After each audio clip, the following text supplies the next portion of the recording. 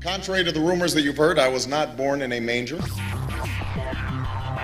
I was actually born on Krypton and sent here to save the planet Earth. We cannot continue to rely only on our military in order to achieve the national security objectives that we've set. Everybody somewhere between the ages of 18 and 25 will serve 3 months of basic training. We've got to have a civilian national security force that's just as powerful, just as strong.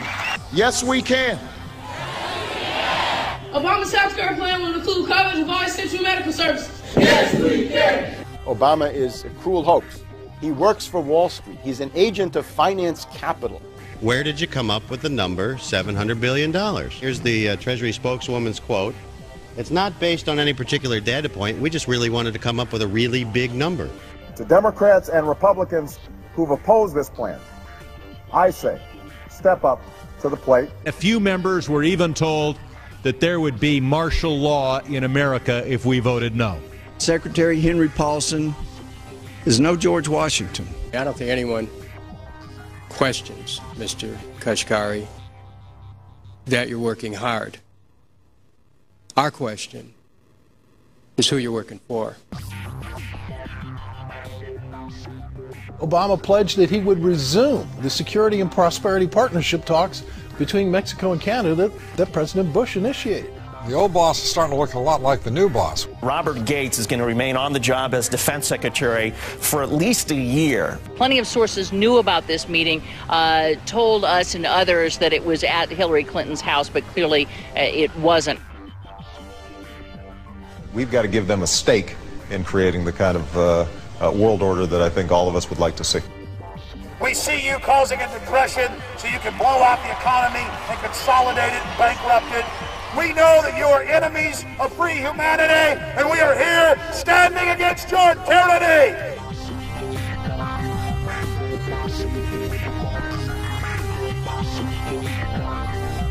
The Obama deception. The truth strikes back.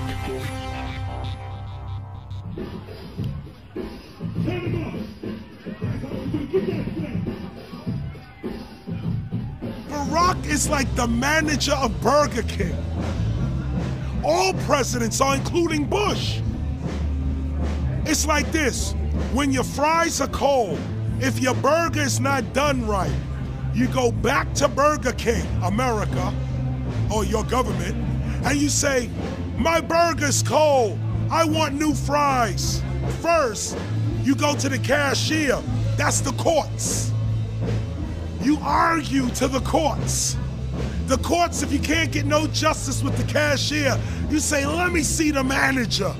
I want to go to the Supreme Court. I want to see the president. The manager comes out. Hi, what can I do for you? Now the manager can override the decisions of the cashier, but you never get to see the franchise owner of Burger King. If you really have a problem with your burger, you need to go see the franchise owner. We need to go to the top or to the bottom. We need to go to where the real architecture of government is. And it's not in a president, it's in a global scheme. Politics in America today is identical to pro wrestling. And what I mean by that is, in front of the cameras and the public, we all hate each other. I'm going to kick my opponent's butt. I'm going to whale him from here to high water and beat the crap out of him. Yet behind the scenes, we all are friends going out to dinner. Went to dinner together. And it's all a work. All intermarried. Show business. It's showbiz. And that's what you have today in politics. The Democrats and Republicans aren't really opposed to each other. Left and right mean nothing. The only thing that counts is, are you working for Wall Street or you're trying to defend the people against the financiers? It's pretty obvious that there's some gigantic financial institutions that have been pulling the strings of politicians in this country for a long time. And just the fact that we have it set up where they can donate millions of dollars to these guys' funds, these guys' campaigns. I mean, how do we not expect it all to go bad? America in 2009 was desperate for change. The past 8 years had been a disaster. Those weapons of mass destruction got to be somewhere. Maybe under here.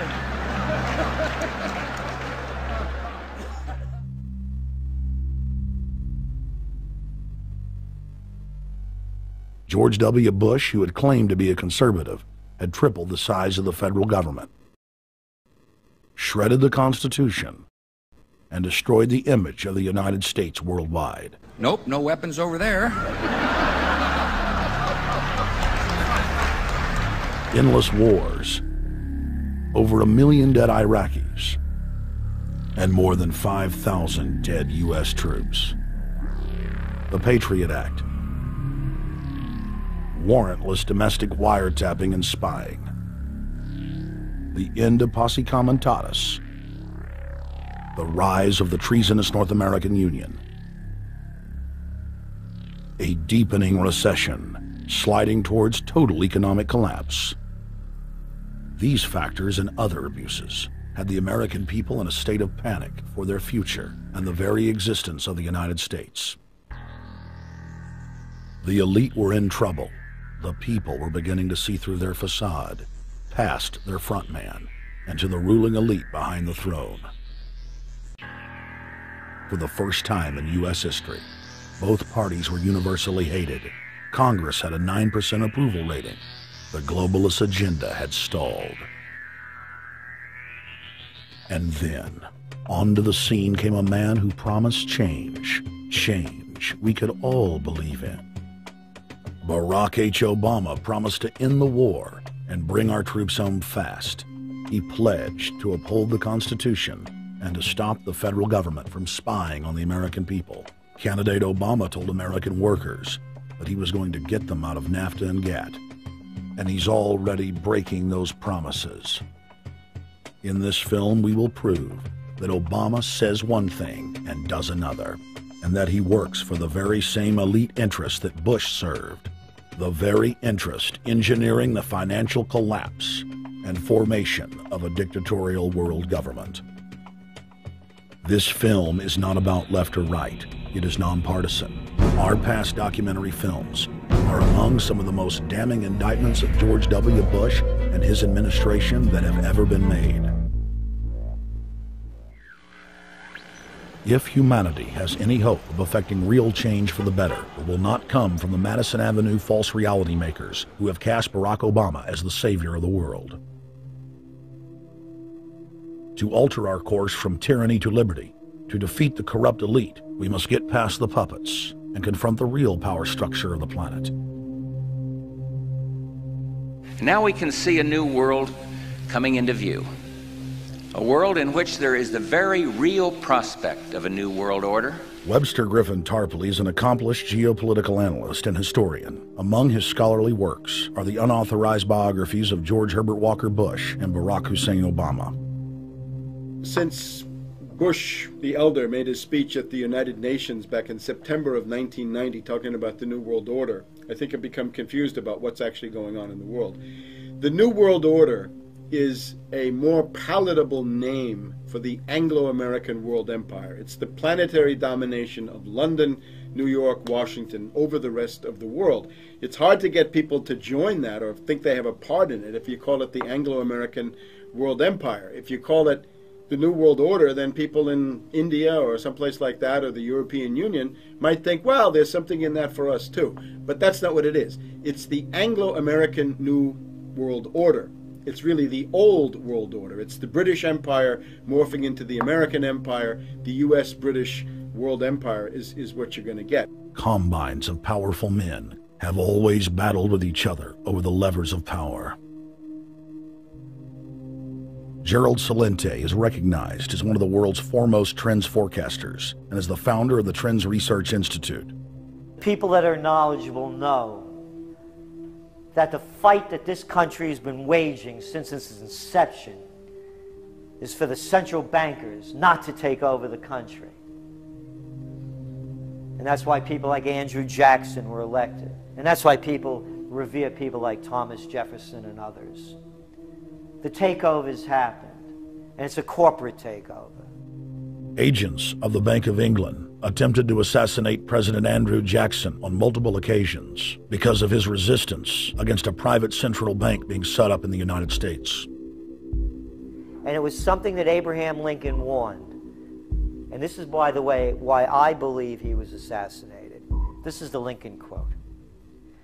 "The money powers prey upon the nation in times of peace and conspire against it in times of adversity.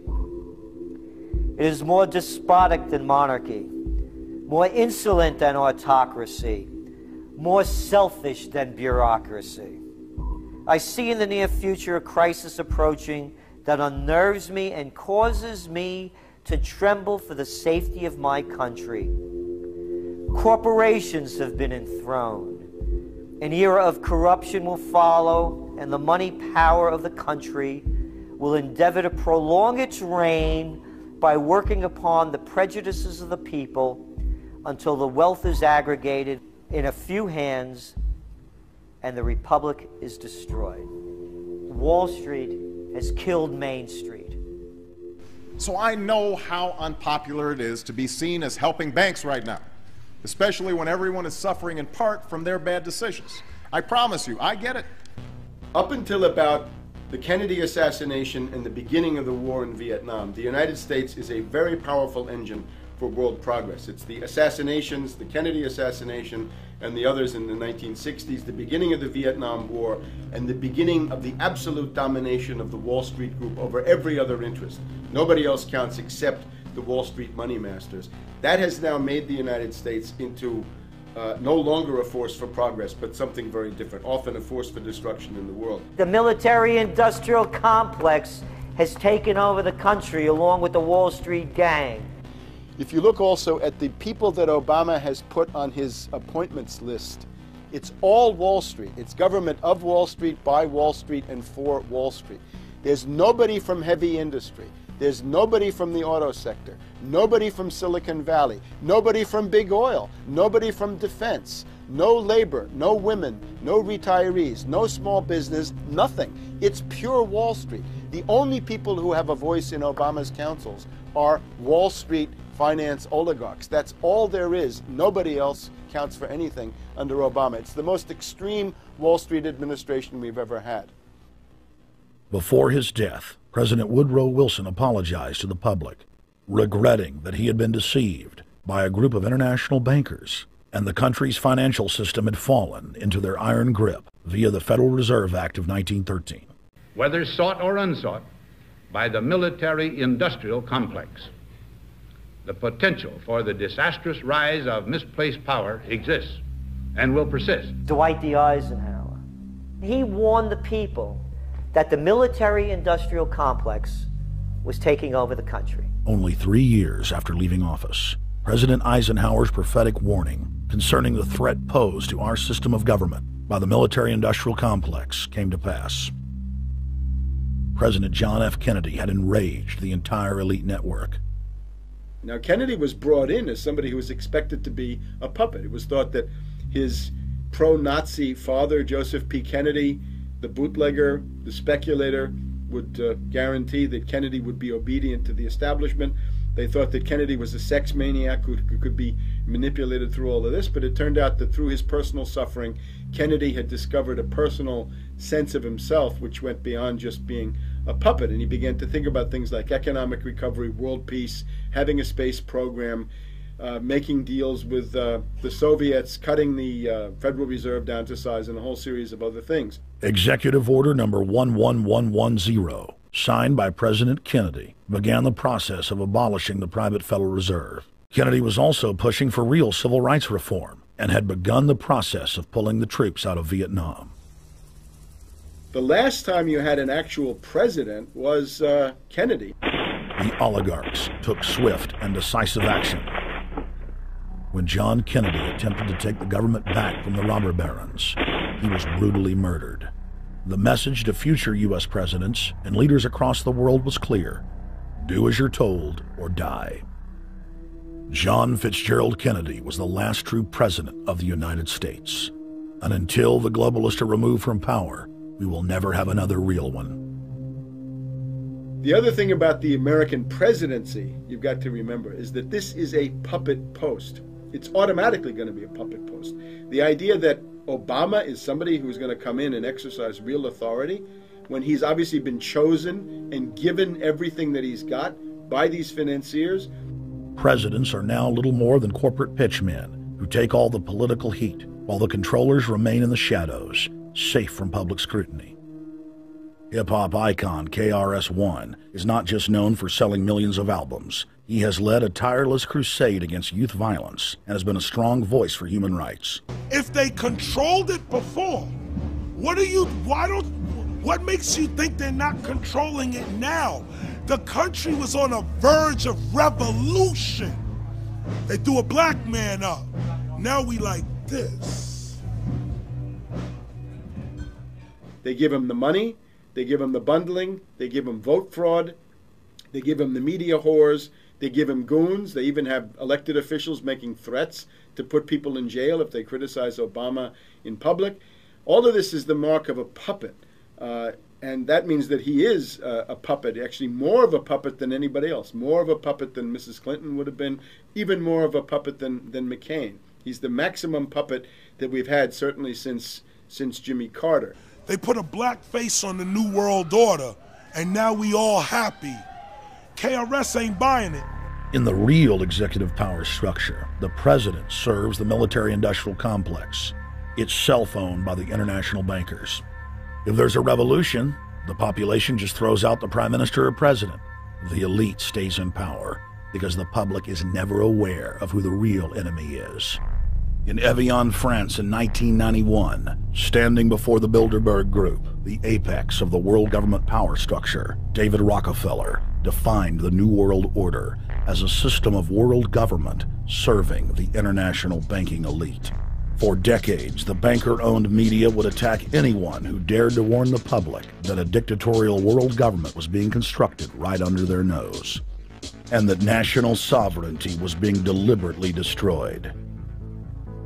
And now, after years of denial, the media and the elite themselves are proudly announcing that not only is world government real, but is the answer to the financial crisis that they carefully engineered.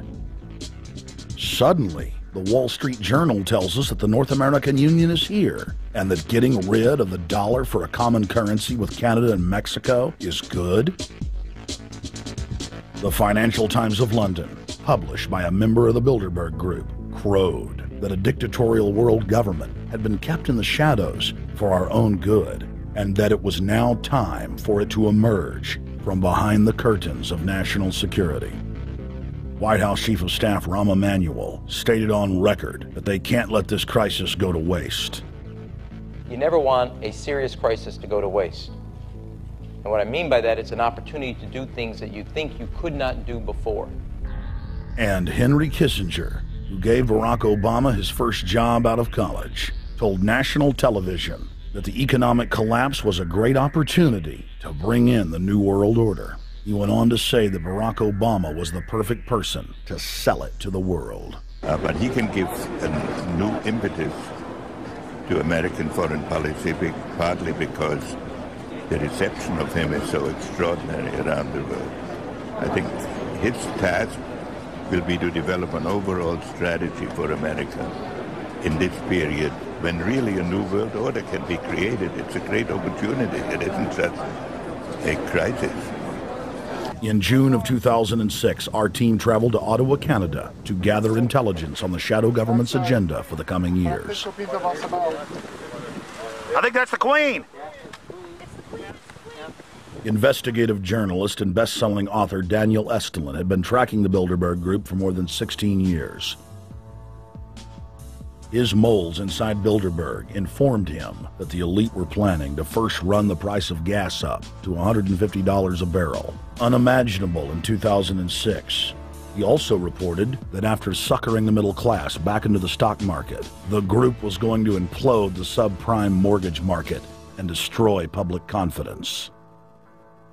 Well, one of the things that we're getting from this morning's conference was about the energy crisis, the price of oil. The afternoon conference, which started about 4 o'clock, 4:30, they were talking about one of the American delegates, I wasn't told who exactly it was talking about the the concern that the American citizens have had with the housing prices going down, so they're not investing that money. So what they needed to do is they needed to create the illusion that everything is going well. So what they're going to do over the next year and a half, is to bring the market back up to 1998, 1999 levels.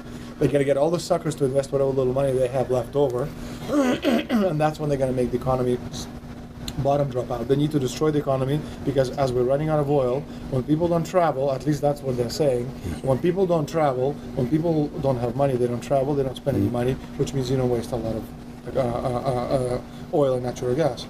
That's the afternoon. So how does this source, I mean, just ballpark, I mean, so you have the sources of... Well, actually, there are two people who are members of the Bilderberg Club. It's actual members? They're members of the Bilderberg Club who for years and years and years have been going and participating in all the conversations. They've always been dead on, always.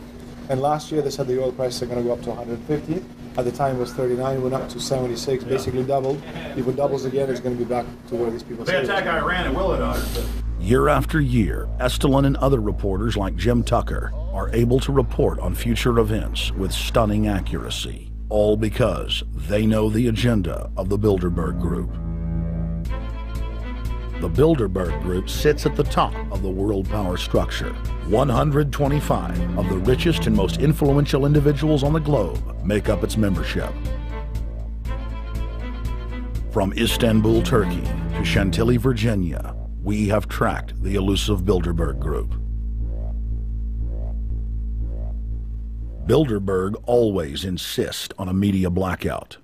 By June of 2008, we had already figured out that Barack Obama was the elite's puppet of choice. The national media claimed that during the weekend the Bilderberg Group was scheduled to meet, that Obama had speaking engagements set for Chicago and the Midwest. We knew better. In a classic bait-and-switch, the Obama campaign told the press corps to get on Obama's campaign plane, and that Obama would join them on the flight to Chicago. Campaign staff then slammed the door shut. The fawning press had been shanghaied as Obama's campaign aircraft lifted off without Obama. Robert, why were we not told about this meeting and that the senator wouldn't be on our flight until the doors were shut and we were about to taxi to take off? Again, we had a desire, Senator Obama had a desire to do some meetings. Others had a desire to meet with him tonight in a private way, and that's what we're doing. We set up these meetings. They're being done tonight. Again, Is there more than one meeting? Is there more than one person with whom? I'm not going to get into all the details of the meetings. I don't know that I've got a ton more different answers for all of your questions. Obama wasn't going to Chicago. He had a meeting to attend, a secret meeting. Initially, it was believed that the secret meeting took place at Clinton's Washington, D.C. home. Obama's spokesman denied that, but won't confirm where the former rivals met. He also declined to comment on their topics of discussion. For a day and a half, the mainstream media engaged in a wild goose chase, trying to find out where Hillary and Obama had gone. 3 cover stories later, the corporate press had to admit they had no idea where the 2 candidates had gone. And to this day, Clinton and Obama aren't talking. Plenty of sources knew about this meeting, told us and others that it was at Hillary Clinton's house, but clearly it wasn't. In 2008, the trail led us to the Westfields Marriott Hotel, right outside Washington, D.C. We just flew into Washington, D.C. We're driving to the Westfields Marriott. Tomorrow, the hotel's closed throughout the week into the weekend for the Bilderberg Group meeting. But we're going to check in the night before. They're going to kick us out tomorrow. So we're going directly into the belly of the beast. The hotel will be filled with at least 5 spy agencies: CIA, Defense Intelligence, Mossad, European Union security. We checked into the Westfields Marriott 48 hours before hotel guests were scheduled to be thrown out ahead of the annual meeting.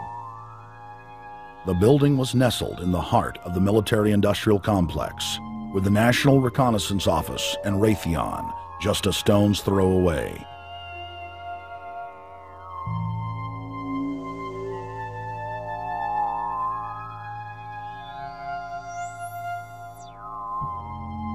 The plan tonight is to try to not get arrested, dodge the security, get in there, get some footage of the elite arriving in the morning, because some arrive before they officially lock it down, and then getting out of the building.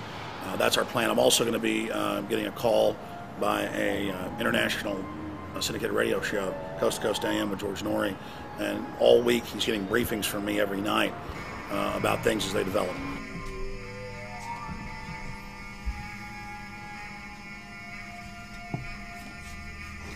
George, we're sitting here in the room. As the phone rings with your producer, Tom Danheiser, to put me on, the fire alarm goes off.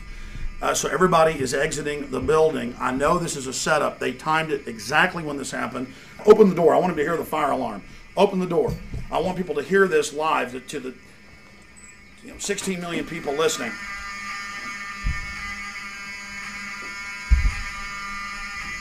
George, do you hear that? Now, they're going to use this as an excuse. The Westfields Marriott, right outside D.C. in Chantilly, they want to use this to flush us out of here. They're very upset. Everybody that covers Bilderberg, I was detained 2 years ago, interrogated, screamed at. They said Bilderberg was upset about me, wanted to stop us.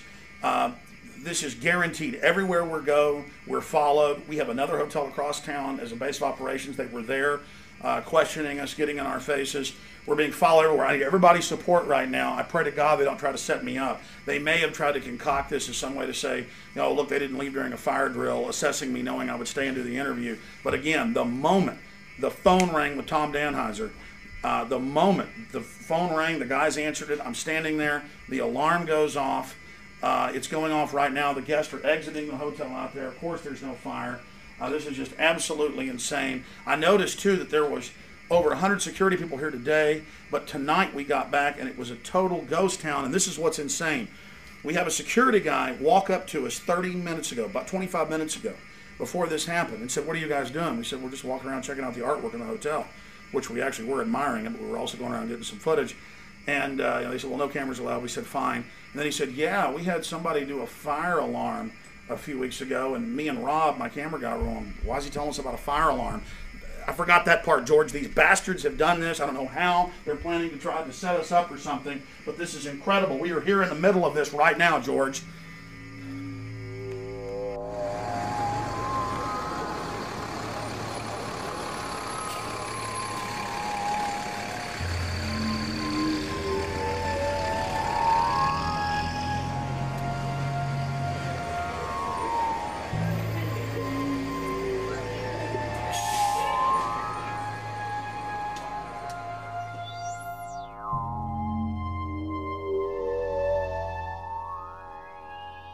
There you go, stay there, keep it locked.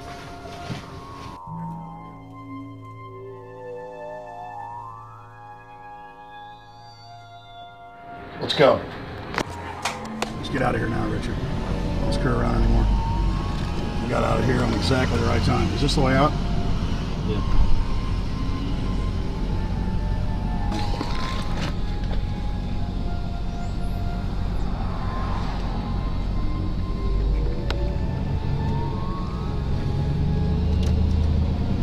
We got a car right behind us.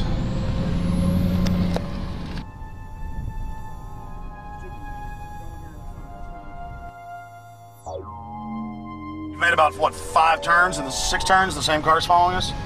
Now he looks like he's following us into a... He came out of Bilderberg, he came out of the Westfield. He's being a little bit solo, but... Not too.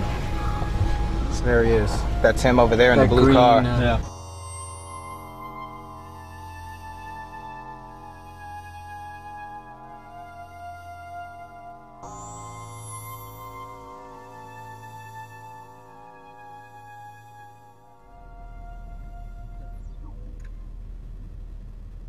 We're headed back to the Marriott here in Chantilly, Virginia, the scene of Bilderberg 2008. We successfully infiltrated the last day and a half inside, got out with some great stuff. We've been tailed, and now we're going back to cover the dignitaries, the elitists, as they arrive. And right now is the prime time for them to start arriving for the next 3-4 hours.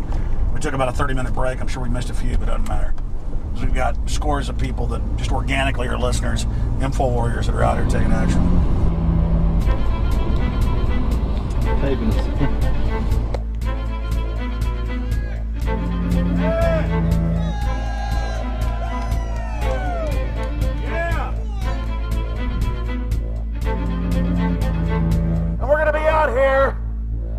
next 3 days, while you try to chart the future of our destiny, we're taking our destiny back. You're not our gods or our masters.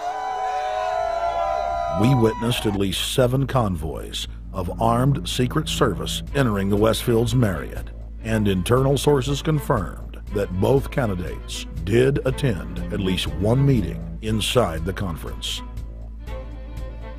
While the Bilderberg Group was 100% successful in 2008 at keeping their name out of the mainstream media, they did not fare as well when it came to the exploding independent press. During the entire 2-day event, anti-New World Order protesters and alternative media encircled the hotel. You are being exposed everywhere! From David Rockefeller, from John Edwards, from Bill Clinton. Your game of secrecy is over! You're gonna play, get him, it's up close, you piece of trash! This is Bernanke, man! Bernanke, you're going down!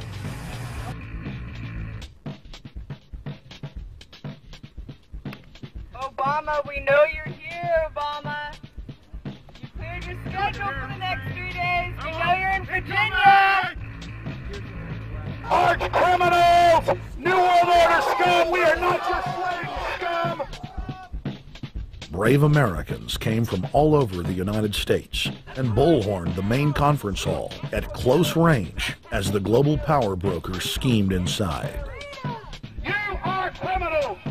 You control the central bank, you control the currency, and you're turning our beautiful country and world into a nightmare! The global elite are desperate to keep their organizational meetings a secret. They are keenly aware that if the population discovers that policy is being developed covertly by powerful special interest, the people will revolt. It is our duty to expose these criminals. It's a criminal act under federal law for federal officials to have private meetings to discuss world policy with non-federal workers.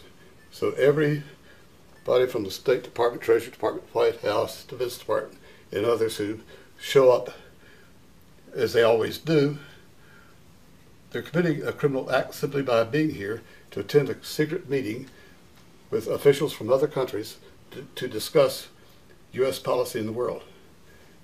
So literally it's a criminal act.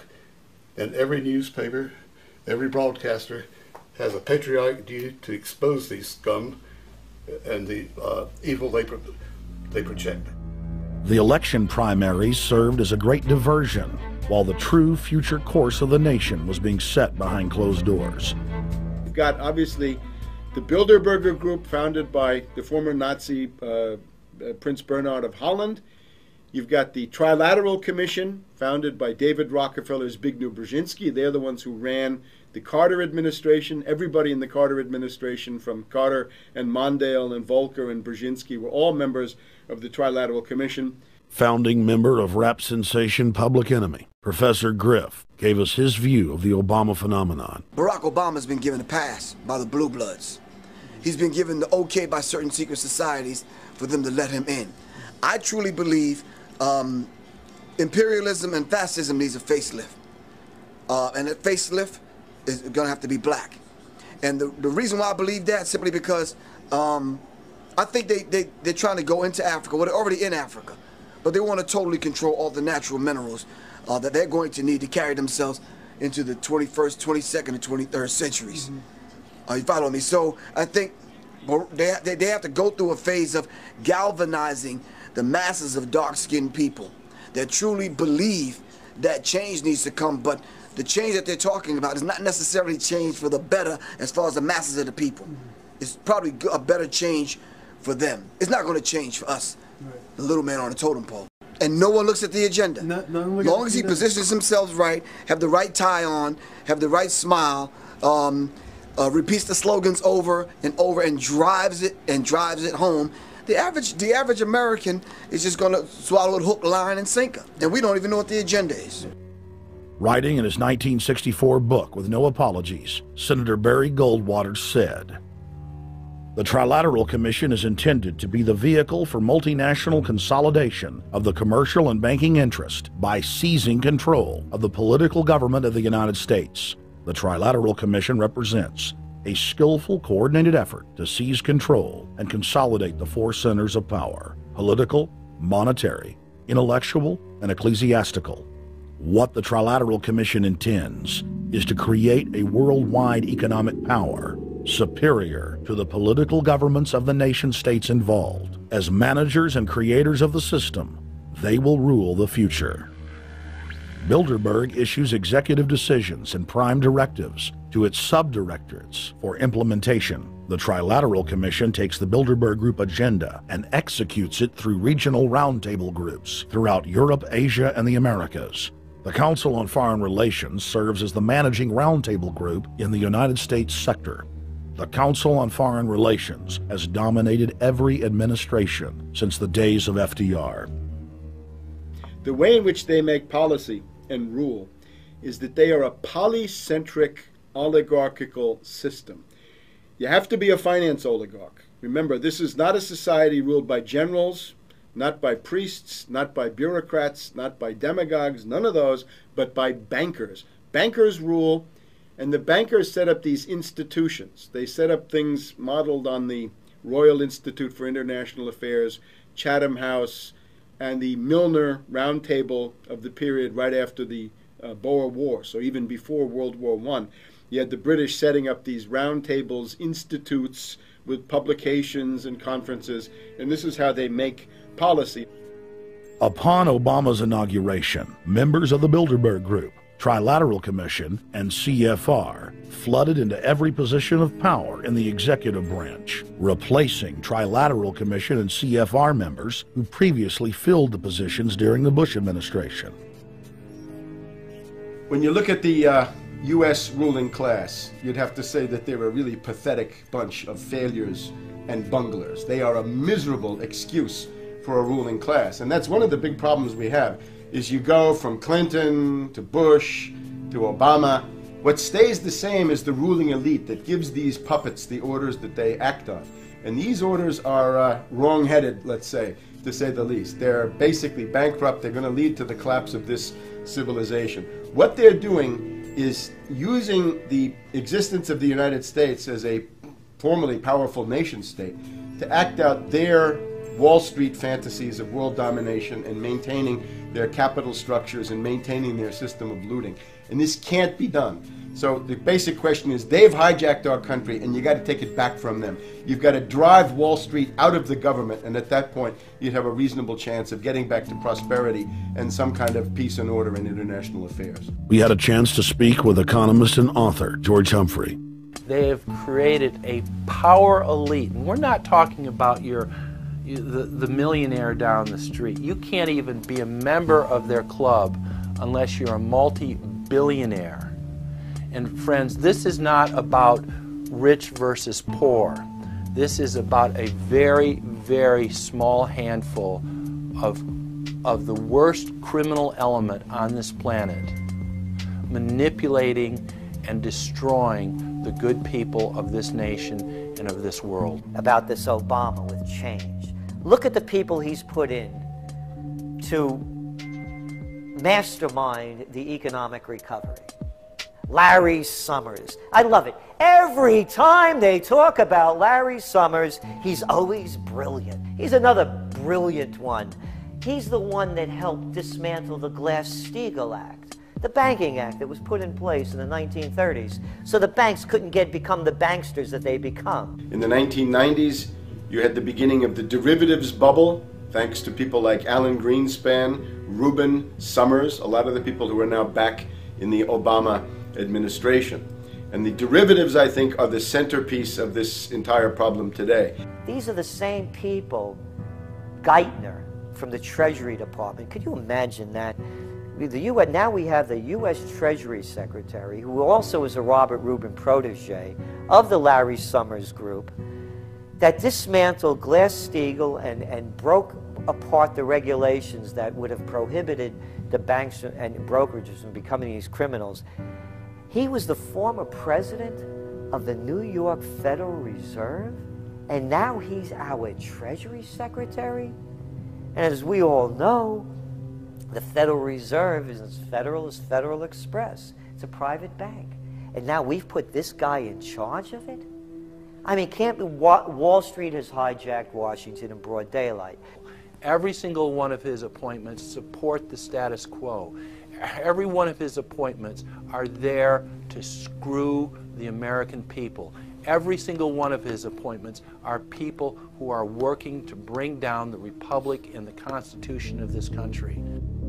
Secretary of the Treasury, Timothy Geithner, Bilderberg Group and Trilateral Commission member. Secretary of State, Hillary Clinton, is a Bilderberg and CFR member. She is also married to Trilateral Commission member William Jefferson Clinton. Ambassador to the United Nations, Susan Rice, Trilateral Commission. National Security Advisor General James L. Jones, Bilderberg, Trilateral Commission, and CFR. Deputy National Security Advisor Thomas Donilon, Trilateral Commission, CFR. Special State Department Envoy Henry Kissinger, Bilderberg Group, Trilateral Commission, and CFR. Chairman, Economic Recovery Committee, Paul Volcker, Bilderberg Group, Trilateral Commission, Council on Foreign Relations. The Director of National Intelligence, Admiral Dennis C. Blair, Bilderberg Group, Trilateral Commission, CFR.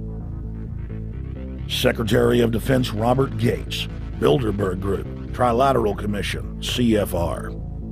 Deputy Secretary of State James Steinberg, Bilderberg Group, Trilateral Commission, CFR.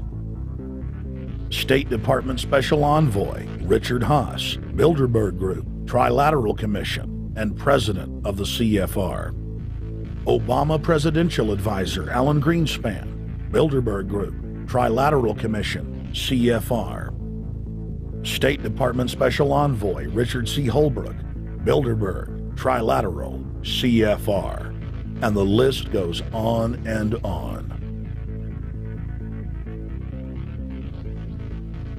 Even if Barack Obama were the most wonderful person in the world, he was groomed and brought to power by the global elite to carry out their agenda. Humanity must look past Obama and realize that presidents come and go, but the shadow government and their program of global enslavement continues. How could people be so stupid and gullible to believe a bunch of political people? So people who voted for Obama were trying to express, I think, first of all, something worthwhile. The hatred for Bush, Cheney, the neocons, the desire to punish the Republicans for their adventures, their police state, and their economic depression. The second question was on the economy. People felt that Bush was selling them down the river into a world depression. He is, of course, the new Herbert Hoover in that regard, so they were trying to get something different from that. The tragedy, of course, is, and this is really why Obama was groomed and prepared over a period of almost 30 years now, that Obama is there to frustrate and to deceive all of those hopes. Obama is a cruel hoax. He's a bogus sham. He's an absolute denial of everything that you'd expect from an American president. It is very disturbing to see well-meaning people falling for high-tech propaganda over and over again. It happened after 9/11. The American people en masse were swept into a mob psychology, irrationally throwing their common sense to the wind and doing whatever the administration told them to. The general public eventually caught on to the fact that George W. Bush was a deceitful thug and that the economy was in free fall. In the midst of it all, Barack Obama was there, speaking out against the abuse of the people at the hands of the establishment. With the election of Barack Obama, the world rejoiced that the United States was no longer in the hands of madmen. But unfortunately for humanity, this was another vicious fraud. I want to like the guy. He speaks gently, he's intelligent, he seems to be a man of peace. He is just as charismatic as they come. But you know what? Is that a tree is really, really measured by the quality of its fruit. And when you kind of put away all the flowery words, when you put away all the rhetoric, when you put away all the rock and roll music, what he does is what's important for the people of this country, starting with the truth. Obama is notoriously a liar. He promised that he would get out of Iraq, I think within 16 months at some point. We had Samantha Power telling the Scotsman that he wouldn't be bound by those promises, and sure enough, he's now not going to be bound by those promises. Obama pledged in hundreds of speeches and interviews that within 6 months of being elected, he was going to bring our troops home from Iraq. But after he was inaugurated, the story changed. Now he said that they would look at bringing some of the troops home in 16 months. 2 weeks later, his story had changed again. Now the administration would look at bringing the troops home in 23 months. Well, Obama's already fudging. He's fudged since day one in this election, where he first said we're getting out. Well, now it's a timetable, and now it's da-da-da, because they're getting to him. They're understanding that, and he ain't going to be able to get him out because people more powerful than him got us in. When he first ran, remember, he was going to take the troops out. I get in there, troops come home. Day one.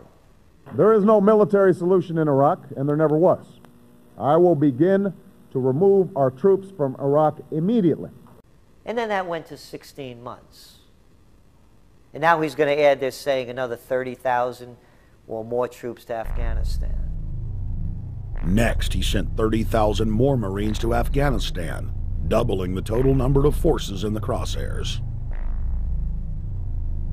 Barack then announced that he was going to move missile systems into Eastern Europe to encircle Russia. But after all, what should we expect after he kept Bush's Secretary of Defense Robert Gates? The outcome of this policy is if you're constantly meddling near the Russian borders with these fascist creeps, IMF, NATO agents like Yushchenko of Ukraine, or Saakashvili of Georgia, or these Kaczynski twins in Poland, or various collections of people in Latvia, Lithuania, Estonia, you're tied to these gangsters, and if they decide to start a war, that rapidly escalates into thermonuclear World War III. This is worse than the neocons. Bush and Cheney never got as far as Brzezinski, Soros, and the other people running Obama. Barack Obama swore that he would vote to repeal the Patriot Act, but then he voted for its reauthorization. Obama decried the Bush administration's illegal warrantless wiretapping of the American people. Then he voted to legalize it. Obama pledged that he would filibuster any attempt to give retroactive immunity to the telephone companies, the telecom companies, except he then turned around and voted for that bill. Most people don't know, for example, that he voted to reinstate the Patriot Act and more government wiretapping. Candidate Obama told desperate factory workers in speech after speech that he was going to renegotiate NAFTA and GATT to make it more fair for American workers. It is absolutely true that NAFTA was a mistake. But then his campaign was caught sending out memos to top corporate leaders, telling them not to worry and that it was just campaign rhetoric. We had Obama saying, you know, I'm against free trade. I don't like NAFTA and all those free trade sellouts. We had Austin Goolsbee going to the Canadian diplomats and saying, don't mind him. He's just popping off. That's just election era rhetoric. Doesn't mean anything. Presidential candidate Barack Obama was publicly criticizing the North American Free Trade Agreement in a bid for votes, but privately telling Canadian officials not to worry about it. He said that he was going to bring us peace in the Middle East. He said that he was going to bring us transparency and a balanced economy. He said that he was going to not have lobbyists. He said he was going to clean up government. He said he was going to work for the environment. And point by point by point, within the first month of his inauguration, he has lied and deceived and cheated the American people. The people of the United States and the world were filled with hope that Obama was the real deal when in his first week in office he signed an executive order supposedly closing Guantanamo Bay and other secret prisons. Then the press actually had a chance to read the executive order and were shocked to find that the executive order only said that Obama was thinking about closing Guantanamo in a year. But worst of all, the executive order continued the practice of rendition, which the LA Times called secret abductions. They don't know. They think that he's signed off immediately on closing Guantanamo, but he's allowing prisoners now to be taken to foreign countries and not knowing where they're sending them and to be tortured in foreign countries. They don't know that they kept that provision in there. Obama is now continuing the practice of secret arrest, secret prisons, and most importantly, indefinite detention without trial. When a British High Court said that it was preparing to release secret British and U.S. torture orders that prove that the Bush administration was ordering personnel to systematically abuse detainees, Barack Obama threatened to cut off all U.S. intelligence ties to England. To add insult to injury, he stated that the program was important to national security, not only endorsing Bush's crimes, but continuing them. Obama voted for a reinstatement of the Patriot Act. And by his early deeds already, again, as we saw with the issues of retention, he's willing to send people that have been charged with nothing to be tortured to so-called get the truth out of them. If the makers of this film attempted to cover all of Obama's lies, this documentary would never be released because there are new ones every day. So in the interest of time, we're going to cover one more big one. Barack and his handlers made the cornerstone of his campaign, keeping lobbyists and donors out of his administration. Within hours of being elected, Obama did a 180 and filled the White House and federal government with lobbyists and donors at all levels. Obama picked William Lynn, the top lobbyist for Raytheon, to fill the #2 position at the Department of Defense. Timothy Geithner, former president of the private Federal Reserve Bank of New York, was picked by Obama to be Secretary of the Treasury. Geithner promptly crammed the Treasury Department full of lobbyists, like his Chief of Staff, Mark Patterson, formerly the top lobbyist at Goldman Sachs. Obama appointed top lobbyist to the Saudi royal family, George Mitchell, as the lead Middle Eastern envoy. Obama appointed the king of Wall Street lobbyists, Leon Panetta, to head up the CIA. Obama tapped Tom Daschle, top lobbyist for healthcare firms, to run the Department of Health and Human Services, and the list goes on and on. Then, 3 weeks into his administration, Obama launched a new lie, more outrageous than the previous. With Academy Award-level conviction, he said that he was upset about the banker bailout, which his own Chief of Staff, Rahm Emanuel, another former Wall Street executive, had engineered. Obama said that he had signed an executive order capping the CEO's salaries of those who had taken the bailout money. There was just 2 problems. All the major banks and brokerage firms were exempt, and the new order only dealt with any future bailouts. And those were to be on the honor system. What gets people upset, and rightfully so, are executives being rewarded for failure. AIG, Bank of America, and Citigroup, which have received billions in bailout money, don't fall under this plan. Only banks negotiating future agreements with the government will be restricted. But this appears to be built on an honor system, and White House Press Secretary Robert Gibbs had a hard time explaining how enforcement would work. Well, let me get, I will get clarification from Treasury on that. Generally speaking, this is already the biggest liar and the biggest disappointment that we've seen in recent history. And again, qualitatively beyond the rather low standards set by Bush the Elder and Clinton in terms of delivering on promises. Bottom line, Obama is a fantastic actor and an even better liar. His track record is clear. He has done the opposite of everything he told the people he would do. They'll make up one lie after another.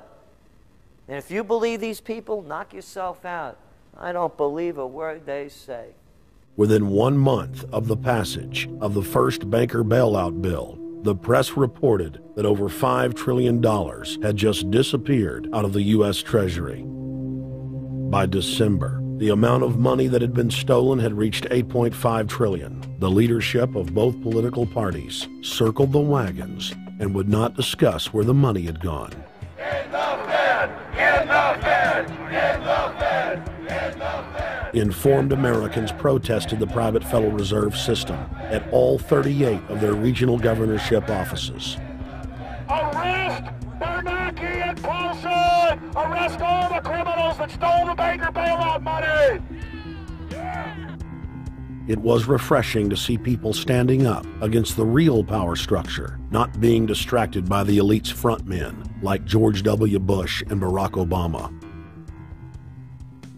We traveled to Dallas, Texas to cover We the People taking on the real enemy. Hey, I want to talk to the workers up there on the parapet. The ones smoking cigarettes and just jump back.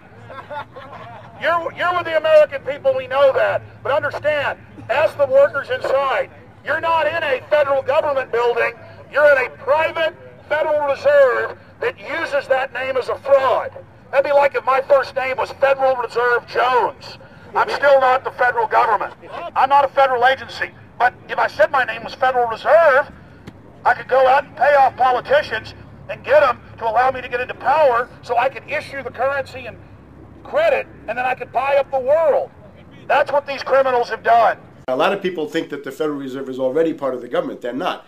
It's controlled by cliques of unelected, unaccountable bankers meeting in secret. Most of these people have never even been through the formality of a Senate hearing or a Senate confirmation.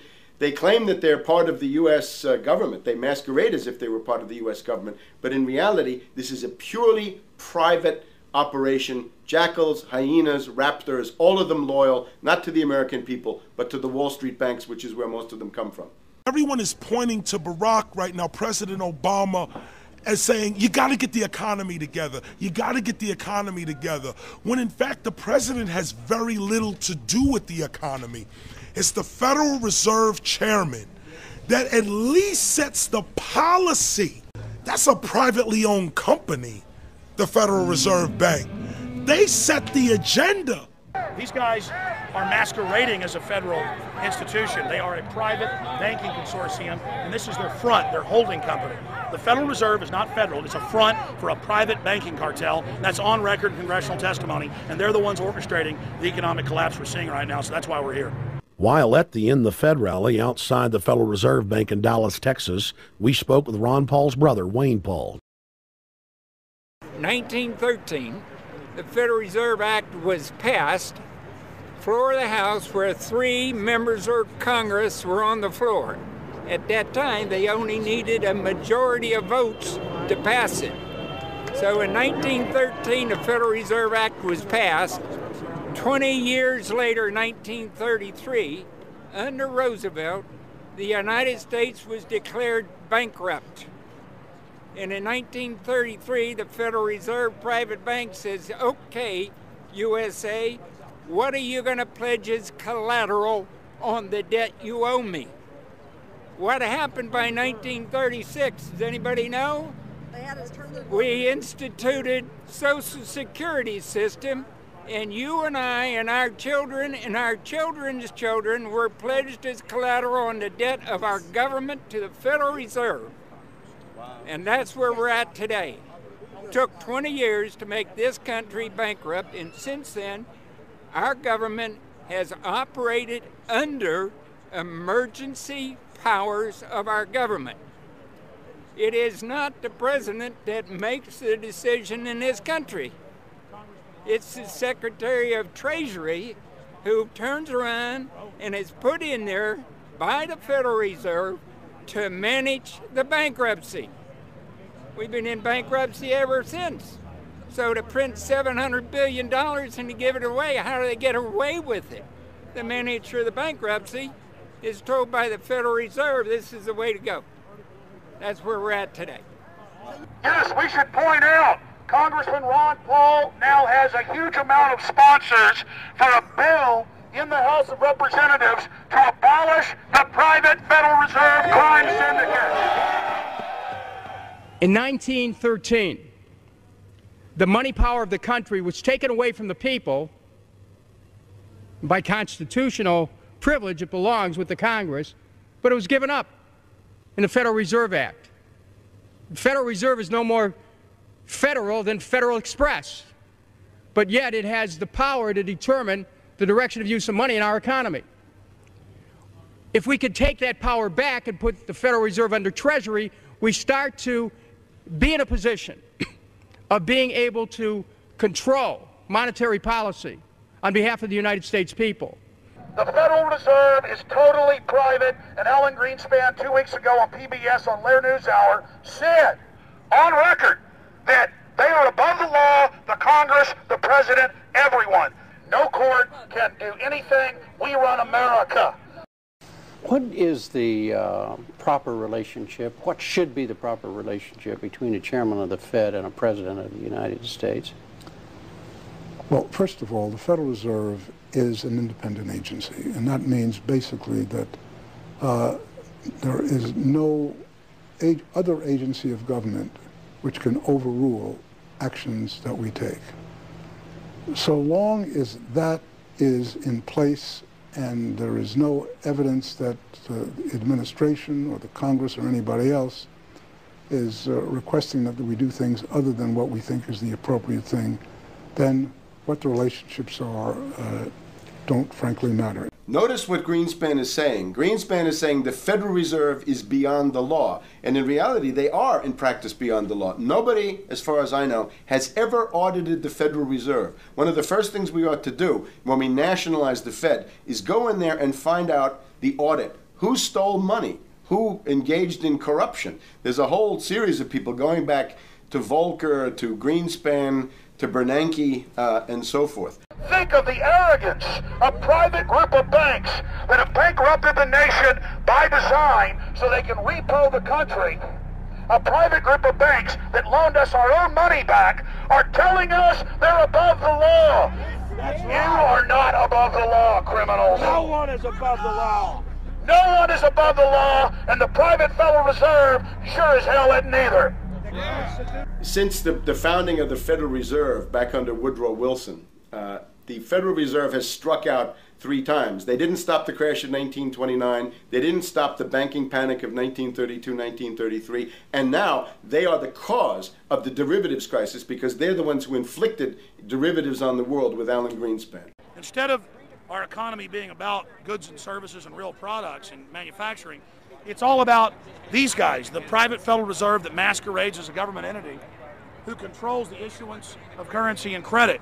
They're the ones that have cut off the liquidity in the market. They told us have a debt-based economy. Then they cut it off once they get us under their thumb and implode the economy so they can consolidate it. And that's what they're doing right now. I mean, it's in their own documents, it's in their own statements. They claim, give us unlimited power, give us trillions of dollars with the banker bailout bill that's already $5 trillion, not $850 billion as they say. And we'll get the economy going, but they're hoarding the money and buying up other banks that aren't part of the Federal Reserve, buying up insurance companies, buying up roads, infrastructures, media empires, defense contractors. What the banks do is they implode an economy by cutting off credit, and then once things really fall to a low, and they know the low because then they buy everything up and start then putting more money back into the economy, and then they build it back up. So they build us up and then shear us, build us up and shear us. And they're getting ready.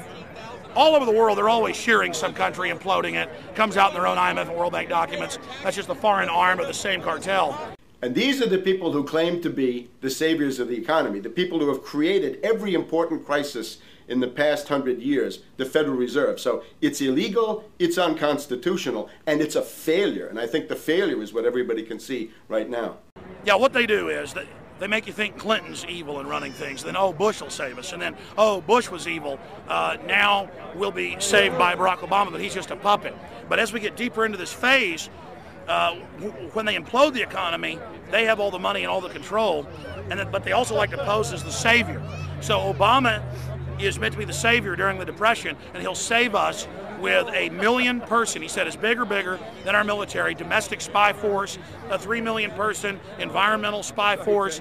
So giving people these jobs to be government bureaucrats and spies to go out and manage the other 290-something million Americans. And so this is classical fascism. The communists also do it. Any vertically integrated command and control authoritarian system does this. So they're openly following what the same group of banks did in Germany, Russia. It's in the Communist Manifesto to have a private central bank, because the private central bankers actually wrote the ideas that they had Marx and Engels put out. People go, well, why would the banks want communism? It doesn't exist. They rape us, they consolidate us, they put us into work brigades, they make us slaves, and they say it's a people's paradise. Look at it, boy, you're really doing good. And then they transfer all the wealth of the nation offshore. The globalists are outside all the nations. That gives them safety, and they play countries off against each other.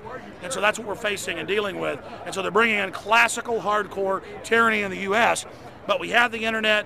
We've grown our numbers. The alternative media has exploded. That's what they're trying to move in, to shut down and regulate and tax the web, but it's too late for them. They're playing in the 19th century, 20th century rules. It's the 21st century, the century of resistance to tyranny. And so it's going to be one hell of a fight with the people and free humanity on one side and the New World Order on the other. And every one of you out there counts, needs to be involved in this fight like nothing you've been involved with before, because this is life and death.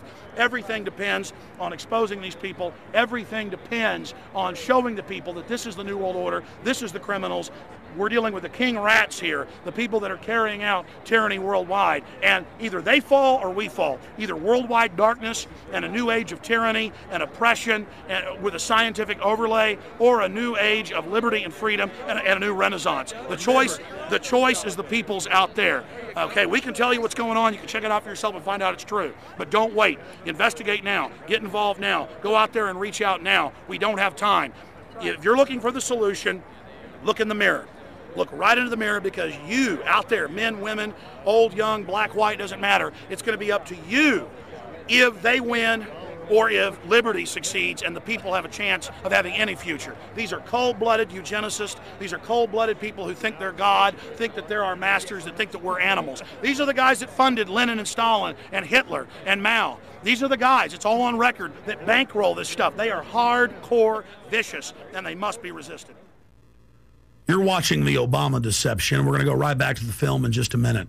But I wanted to take some time out in the middle of the film to encourage all of you that are watching it online right now to go to Infowars.com and purchase a high-quality DVD of the film.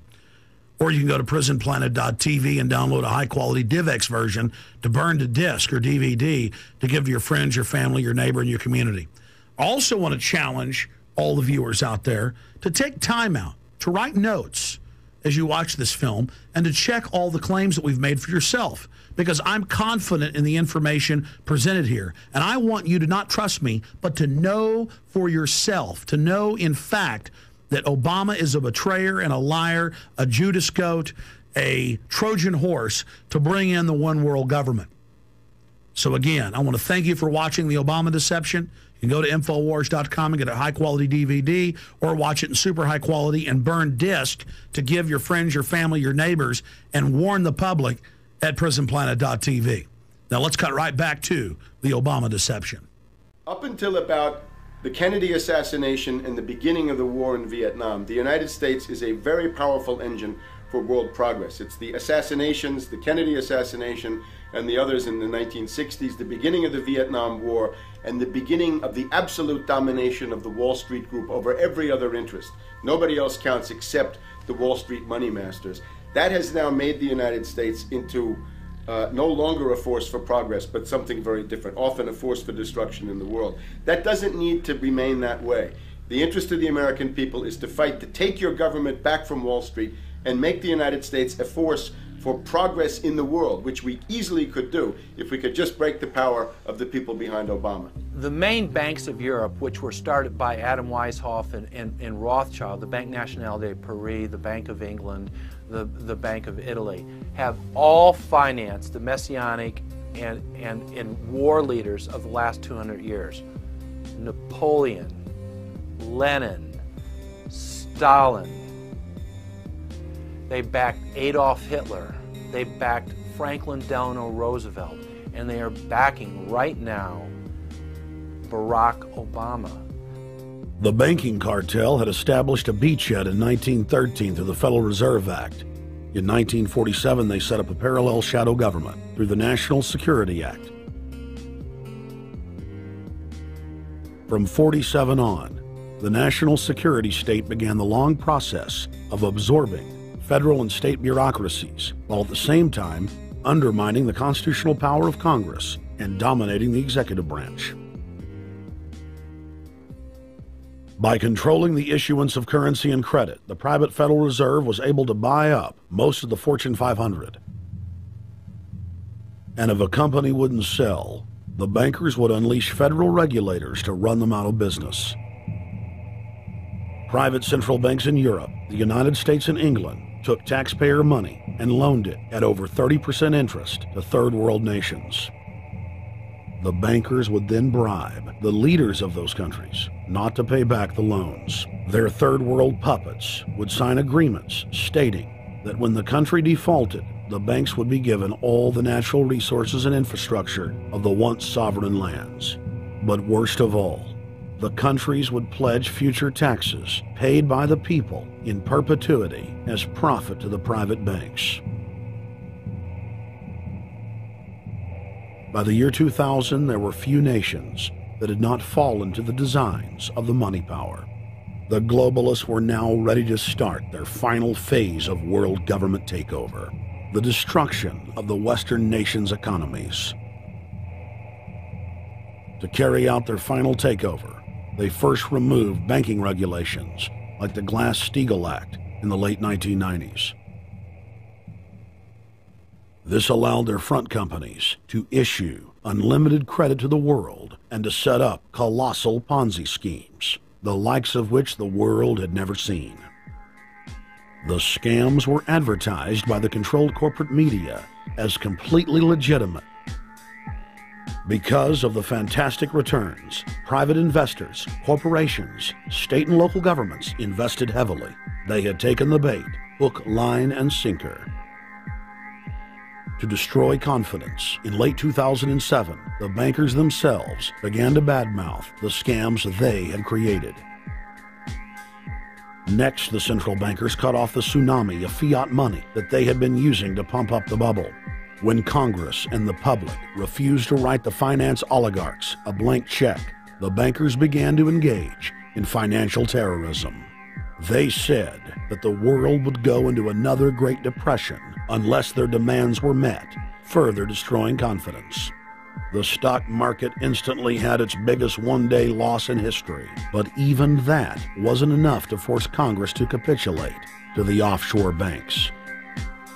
Senator Inhofe of Oklahoma and Congressman Brad Sherman of California, amongst others, told the world that the entire Congress had been threatened with martial law by the White House and the Treasury Department if they didn't pass the so-called banker bailout bill. The only way they can pass this bill is by creating and sustaining a panic atmosphere. That atmosphere is not justified. Many of us were told in private conversations that if we voted against this bill on Monday, that the sky would fall, the market would drop 2,000 or 3,000 points the first day, another couple thousand the second day, and a few members were even told that there would be martial law in America if we voted no. That's what I call fear-mongering. Unjustified. The final version of the bill was kept secret from the Congress until minutes before the vote on October 3, 2008. The Federal Reserve had promised total transparency, that every dime would be accounted for. To Democrats and Republicans who've opposed this plan, I say, step up to the plate. Let's do what's right for the country at this time, because the time to act is now. To prevent the possibility of a crisis turning into a catastrophe. After its passage, the public learned with horror that the bill was really a financial coup d'etat by Wall Street. The bill didn't just give $700 billion to the banks. It was a blank check. And as of February 2009, $9.7 trillion has disappeared into a black hole. Within 24 hours of its passage, Secretary of Treasury Henry Paulson said they were no longer going to use the money to unfreeze the mortgage market by buying bad debt.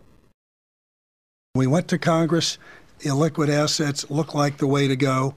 As the situation worsened, the facts change. I will never apologize for changing an approach or strategy when the facts change. Paulson has, in the meantime, admitted that the subprime mortgage crisis is not the cause, really, of the breakdown of the entire world banking system and the bankruptcy of most of the banks in London and in Wall Street. He said, oh, we're going to buy up toxic assets, but we're not going to worry about subprime mortgages. What he's talking about is derivatives. Derivatives are the center of the crisis. He went on to say that where the money was going was a secret. I believe that banking institutions are more dangerous to our liberties than standing armies. If the American people ever allow private banks to control the issuance of their currency, first by inflation, then by deflation, the banks and corporations that will grow up around the banks will deprive the people of all property until their children wake up homeless on the continent their fathers conquered. The issuing power should be taken from the banks and restored to the people, to whom it properly belongs. Thomas Jefferson, 3rd President of the United States. Secretary Paulson came in with the Vice President and Fed Chairman Bernanke and made all these assurances that there was absolutely a critical, immediate need to get rid of the corrosive derivative products, all the different names for this, ubiquitous, sub-S retraded credit default swap, blah, blah, blah, blah. Okay? But they talked about them as though they knew what the hell they were. You got the money and you immediately said, what items, what auction? Now, the Treasury just basically cut that out of the bill. And what we have here is a situation where banks are hoarding the money that they're getting from the TARP. They're using the money to purchase other banks. And all of a sudden, the Treasury sent a signal to the banks, forget about it. We're going to give you the money that you want, and you do what you want with it. Unless you direct it specifically, it's not going to happen. I don't think anyone questions, Mr. Kashkari, that you're working hard. Our question is who you're working for. Throughout its passage, President Bush and Senator Obama worked in tandem to get Congress to pass the bill without even having time to read it, despite the fact that in major polls, 98% of the American people were against the bill. The leadership in both parties were for it. And I really want to commend Barack Obama, because as we were involved in the this and that and different provisions of the bill to persuade people, he really gave them confidence that this was the right decision for the American people, even though it wasn't, in our view, a great bill for them to vote on. I want to take a particular moment to also thank the individual who's not here, and that is Barack Obama, who made numerous calls not only to all of us, but to members of our caucus, and helped us gather the votes on the Democratic side to pass this legislation. Bank heads then bragged to the press that they were hoarding the bailout money and using it to buy up smaller, healthy banks and insurance companies. Their plan was working like a charm.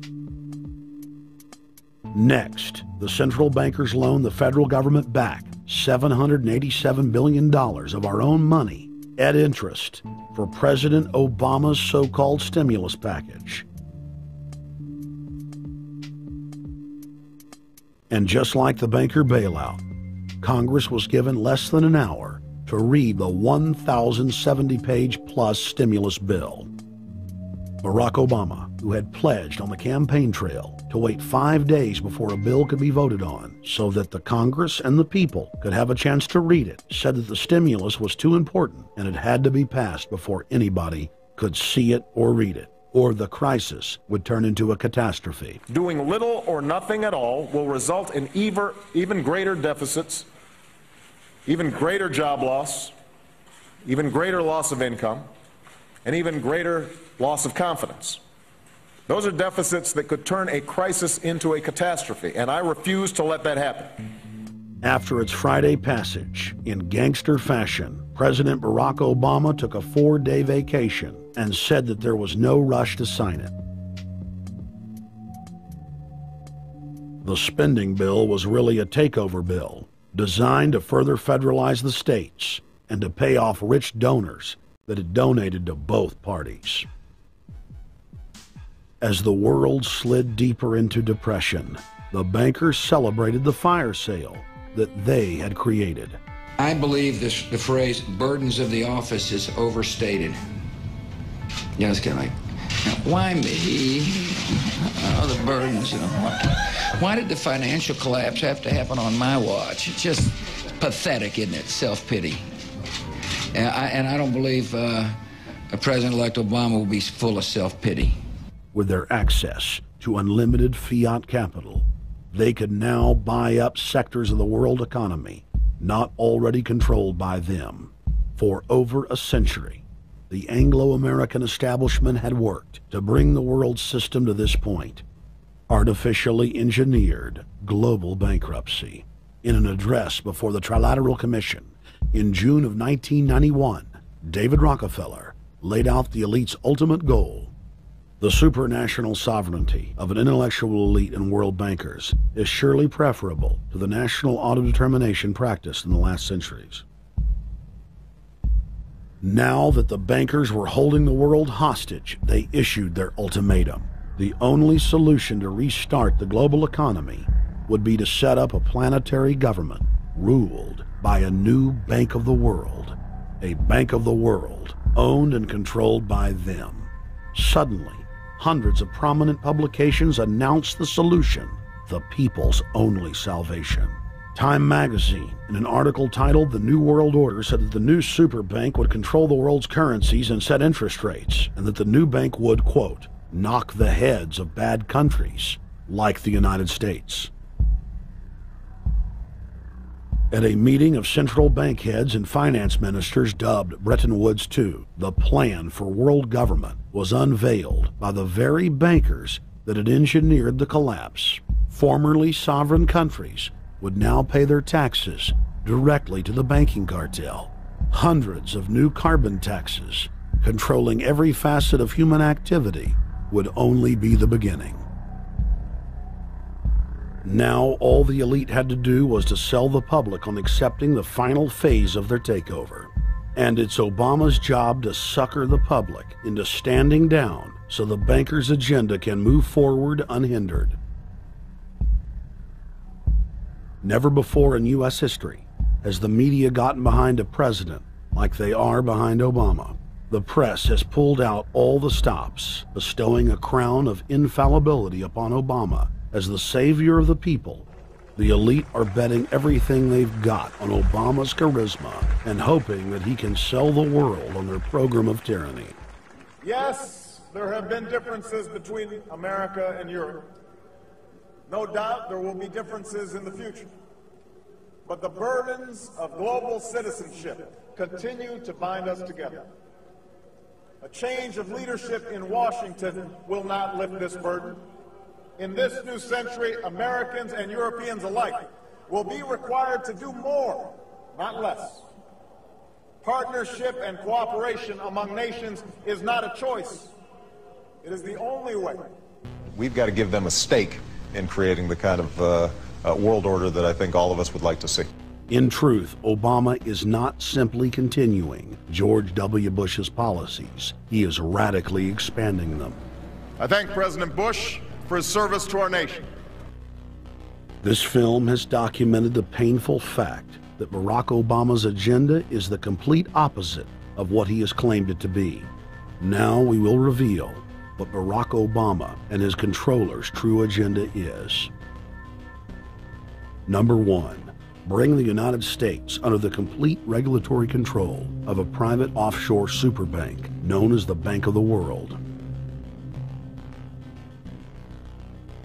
More than 100 new taxes are now being developed under the umbrella of curbing greenhouse gases. The new taxes will be paid directly to the private bank consortium. At the producer level, taxes will be paid on farm animals' flatulence.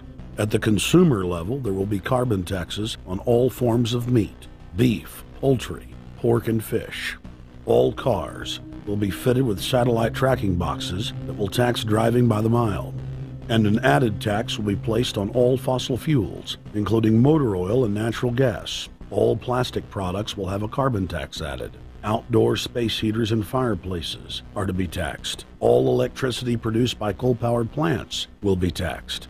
Under the cap-and-trade system, citizens will be forced to pay taxes on thousands of products to private cap-and-trade services owned by Al Gore and other elitists.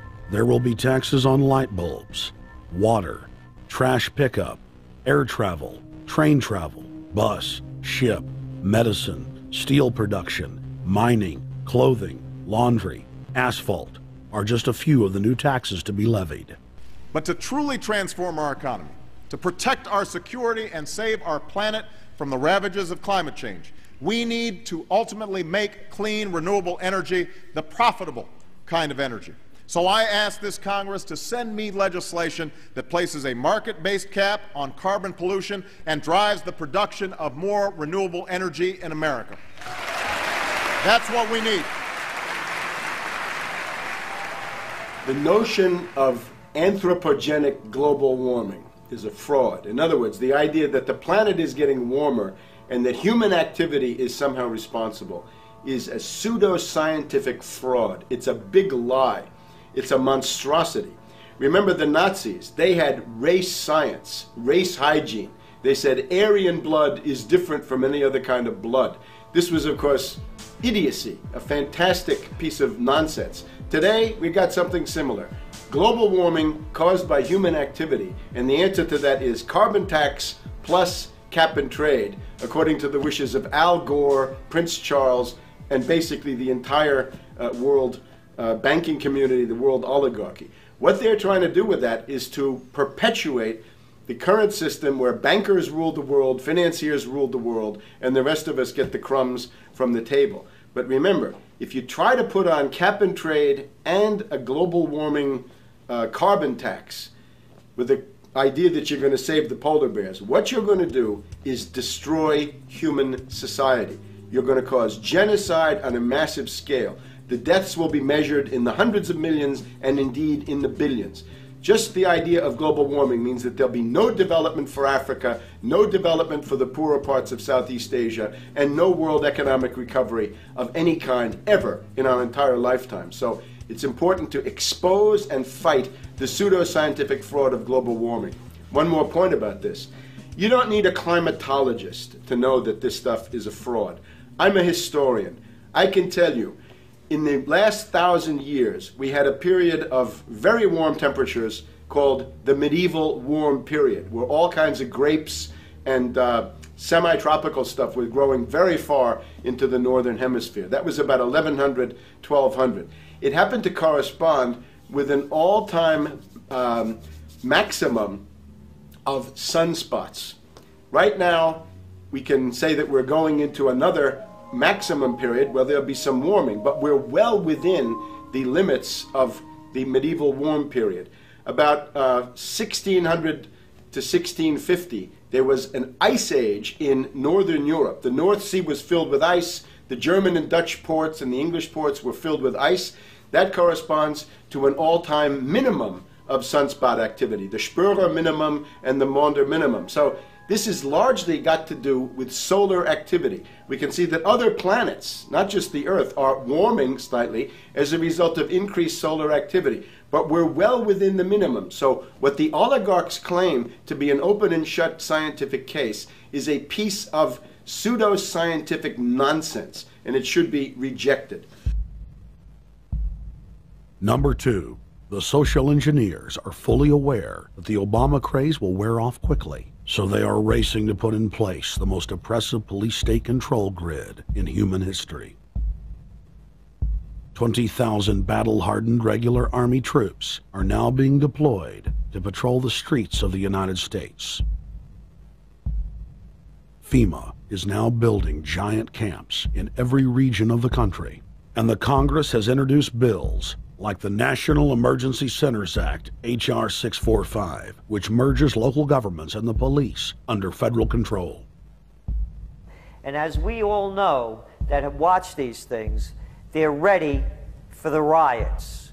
With these detention centers that are being opened up around the country, with state police training for riot control in the event of economic calamity and food riots, they know what's going on and they're prepared for it. So people better also prepare for it themselves. Anyone that's not prepared for what's going to happen, they deserve what they get, because there's enough information out there pointing to the problems, and they should take all precautionary actions. Next, Obama ordered the Defense Department to issue DoD Directive 1404.10, establishing a 1 million person civilian army under his control. Simultaneously, Obama launched USAService.org. The new website deceptively masquerades as a federal agency, but in reality is a recruiting tool building a separate, completely private army outside of government that takes orders directly from Obama's controllers. Barack Obama has refused to rescind Presidential Decision Directive 51, signed by George W. Bush. The directive plainly states the president is a dictator and that Congress is ceremonial. We cannot continue to rely only on our military in order to achieve the national security objectives that we've set. We've got to have a civilian national security force that's just as powerful, just as strong, just as well funded. President Obama and his Chief of Staff, Rahm Emanuel, have repeatedly stated on the record that all Americans below the age of 64 will be forcibly conscripted into federal service. Citizenship is not an entitlement program. It comes with responsibilities. Everybody somewhere between the ages of 18 and 25 will serve 3 months of basic training and understanding in a kind of civil defense. Now, it doesn't always have to be service in uniform. One of the things that if you talk to our generals, they are desperate for is a civilian counterpart to our military forces. So is this compulsory then? Well, you have to, in the sense, it's required of everybody, 18 to 25, 3 months. And at some point at that point, you do it. Obviously, I'm not going to say perfect legislation. We'll work that process through. Or you could do it during a college summer, or you could do it after high school. If you have a demagogue with a fanatical mass movement of personality cultists who is imposing the program of a group of extreme bankers and finance oligarchs, that's fascism. Obama's transition site, change.gov, proclaimed that middle school and high school students will be forced to serve the federal government. Fascism is gutter up, streets up, hooligans, thugs, fervently idealistic students, swarming adolescents, just the kind of thing you see around Obama. The way you get a population to enslave itself when the police and the army are no longer enough to do that. So I think that's if you're a left liberal, it's time to open your eyes to that. All young Americans between the ages of 18 and 24 will be conscripted into a paramilitary domestic security force. If Obama has his way, adults and seniors will also be forced into other forms of service for the betterment of the homeland. Number 3, disarming the American people. Obama operatives in the Congress have introduced more than 10 bills that would end the Second Amendment as we know it. H.R. 1022 would allow the new Attorney General Eric Holder the dictatorial power to ban any gun he wishes at will. In 2008, before the Supreme Court, in the D.C. gun ban case, District of Columbia versus Heller, Holder argued for the complete disarmament of the American people and that only the military should own firearms. H.R. 257 would ban all youth shooting sports, including YMCA and Youth Olympic shooting clubs. H.R. 45 would force all gun owners to undergo federal psychological screening, registration, and testing to keep their firearms. White House Chief of Staff Rahm Emanuel has proposed the extrajudicial banning of any American on the fraudulent no-fly list from owning any firearm.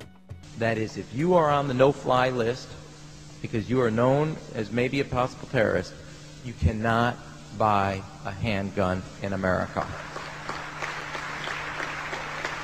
Over 25,000 Americans are added each month to the no-fly list, which numbers over 1 million people who have not been charged or convicted of any crime. It's a case of mistaken identity for a 5-year-old boy from Normandy Park. He had trouble boarding a plane because someone with his same name is wanted by the federal government. King 5's Mimi Jung is live at SeaTac Airport to explain. Mimi. Lori, it's hard to believe that a 5-year-old could be considered a threat, but that's exactly what happened here at SeaTac last week when Matthew Gardner showed up for a flight to LAX. Then they fly on charter. As 5-year-olds go, Matthew Gardner is about as harmless as you can get. But when he and his mom checked in for their flight at SeaTac last week, Matthew was considered the criminal. If you're on that no-fly list, your access to the right to bear arms is canceled because you're not part of the American family. You don't deserve that right. There is no right for you if you're on that terrorist list. And even though this Matthew Gardner is only in kindergarten, TSA workers still conducted a full-blown search. They searched all of our belongings. They took everything apart piece by piece. Nadia Counter says it wasn't easy being treated as a possible threat to national security. I picked up my child to give him a hug and tell him, you know, it's okay, we're doing fine. And they reported to me that I was not allowed to touch him. He was a security risk, and they had to research me to make sure that I had not obtained any materials from him. Number 4, massive restrictions on the First Amendment guarantee of free speech. The President, Congress, and the FCC have announced plans to not only curtail speech on talk radio and newspapers, but to also regulate speech on the internet through the Orwellian-named Fairness Doctrine. The Obama machine is also pressuring Congress to pass draconian hate speech laws that will eviscerate the First Amendment. Number 5, they plan to further federalize health care so that the government can dictate what kind of care citizens receive. Modeled after the British system, this includes rationing care and restricting what procedures the handicapped and elderly are eligible for. Number 6, Obama is already pushing to expand the Department of Defense budget and to station more U.S. troops overseas to encircle Russia, China, Iran, as well as setting up bases in Africa under the pretext of humanitarian aid, and dominate and occupy Africa through AFRICOM. So we're taking your phone call, seeing what you think of Barack H. Obama. Is he a Judas goat? Is he a front man? Is he a betrayer? Let's go to Anthony in Georgia. Anthony, what's your take on Barack Obama? They put the face of Barack Obama as part of their public relations because it's like in the old folk tales about vampires. A vampire cannot force his way into somebody's house. It's against some kind of metaphysical law. So the vampire has to persuade the resident of the household to open the door and invite him in. So they're going to look at the peephole at Barack Obama, which looks like them and appears to be on their side. They're going to say, okay, here's my ally. Let me open the door and let me let this person in. And then Barack Obama is just, of course, a front man for the American empire, where he's going to have the entire U.S. Navy, the entire U.S. Army, and the entire U.S. Marines under AFRICOM command. And, of course, he's going to turn it into a new Iraq, and he's going to turn it into a new Afghanistan. Everything, every operation that you see going on in Iraq and Afghanistan is going to propagate to the poor countries of Africa. And well, sir, I agree with you. Sir, I agree with you. They're looking to the people. They see a handsome, smiling African face. You know, he's all, hey, I'm from Kenya. And then it's a total bait and switch. But it's the same thing here in the United States where they would get sellout Native American chiefs to sell out their people. This is the oldest trick in the book. And he can also pacify the most downtrodden minority groups in the United States. And he's saying, hey, get ready for sacrifice. Get ready to lose your standard of living. They're like, yay, I love Obama. They could never get away with this with a John McCain. Obama basically does a couple of things. One is, again, this idea, kick the Chinese out of Africa. Kick them out of Sudan where they get oil. Kick them out of Zimbabwe where they get raw materials. Start a civil war in Congo, another big source of raw materials. Al-Qaeda, an arm of the U.S. intelligence community, is now active in Algeria, Tunisia, Morocco. You've got a destabilization going on in Kenya around Odinga. That's Obama's cousin. This is a guy who has two children. They're Obama's niece and, well, nephew in a broad sense.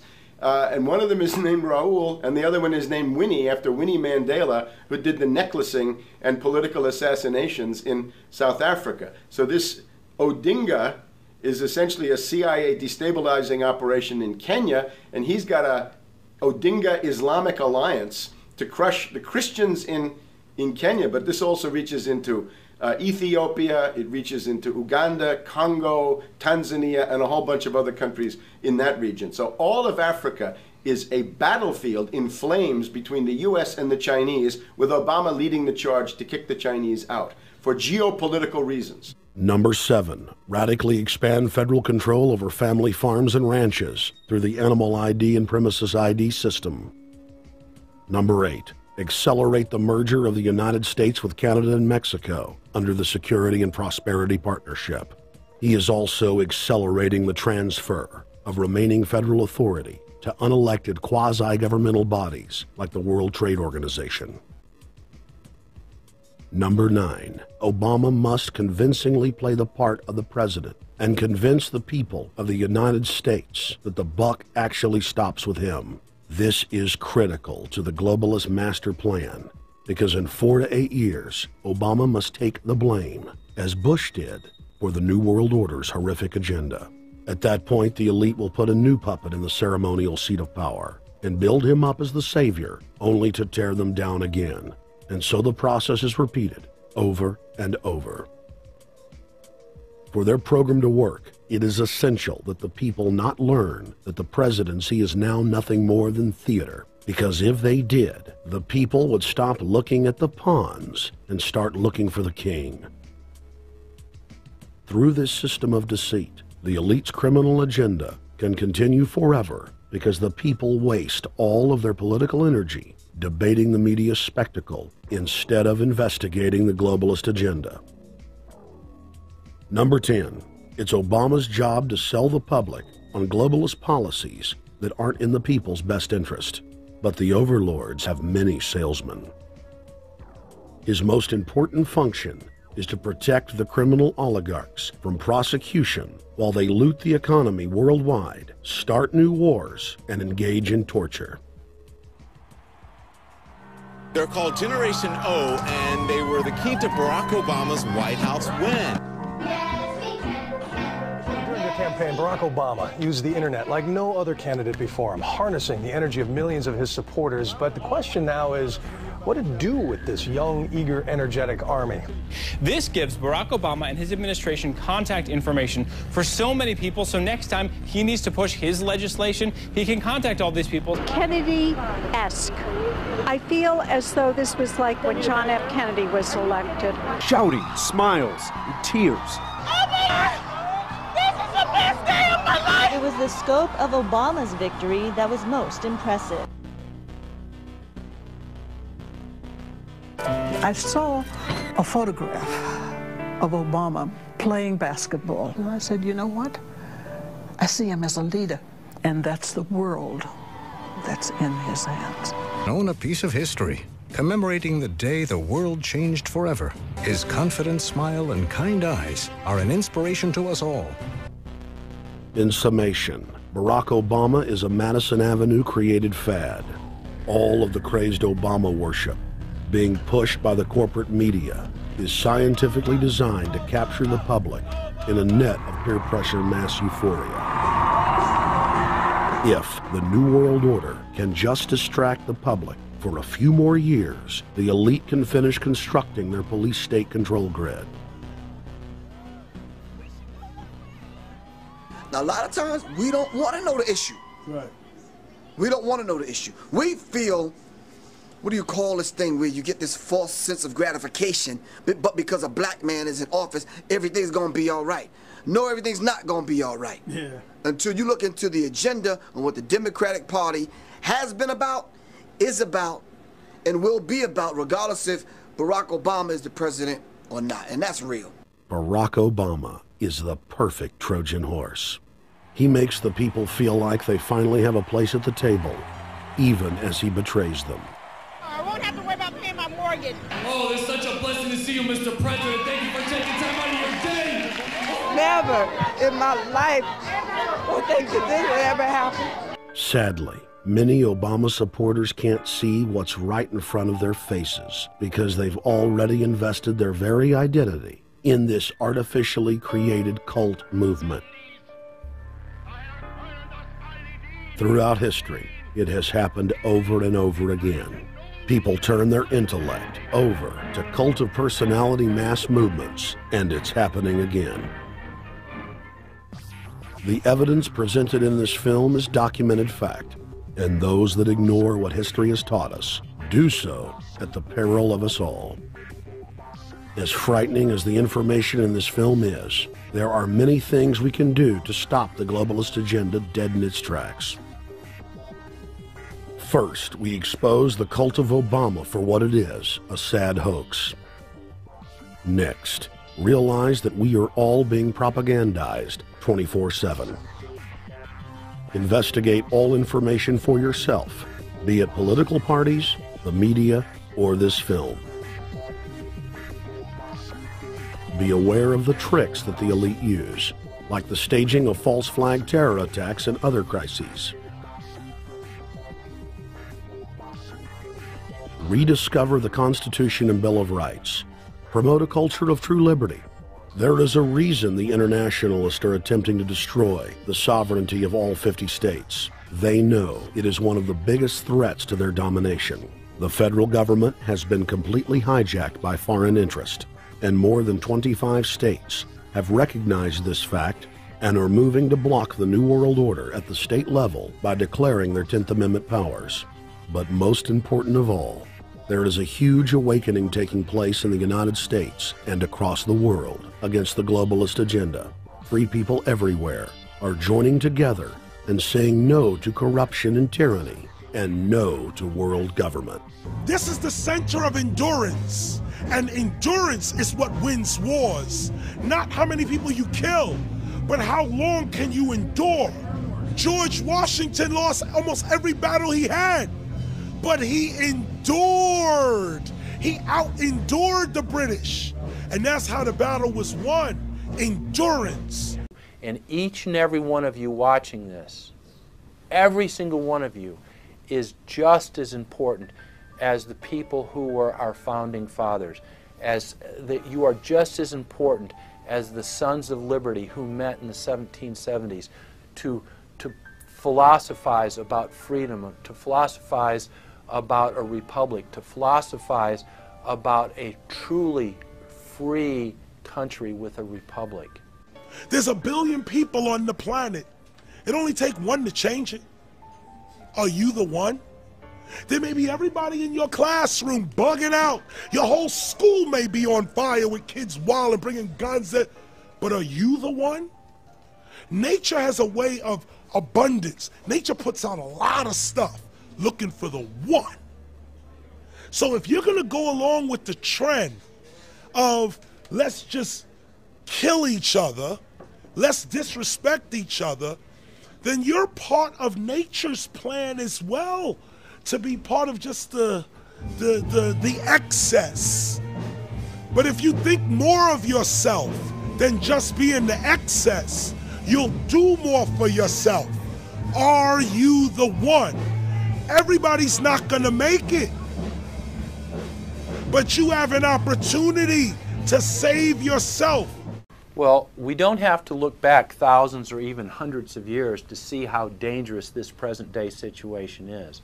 We can look back to Bolshevik Russia. We can see the takeover by the Bolsheviks talking about the people's revolution, talking about the positive change. And Lenin came in and then Stalin. The fact is that over 40 million Russians between 1925 and 1940, good Russians, people who were Christians, people who had their own businesses, people who were educated, they were exterminated because they had their own business, because they were educated, because they believed in God's law. We can look over at Germany. Germany was in a very, very terrible economic situation, and this very charismatic leader called Adolf Hitler comes in.